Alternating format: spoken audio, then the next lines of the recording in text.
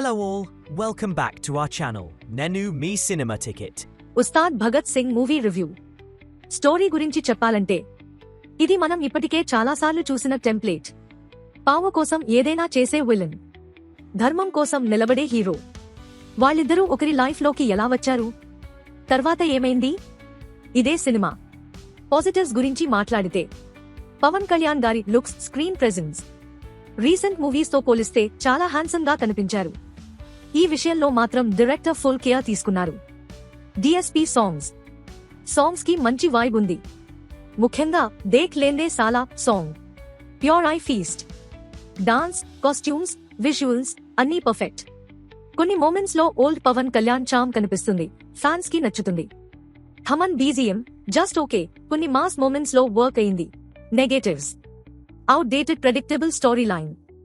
Next ఏమవుతుందో ఈజీగా guess చేయొచ్చు. Weak writing, screen play, proper setup of ఉండదు. ఎలివేషన్ సీన్స్ కి బిల్డప్ లేదు. Flat interval. Pawan Kalyan movies అంటే ఇంటర్వెల్ బ్లాక్ హై ఉంటుంది, కానీ ఇక్కడ అది కూడా లేదు.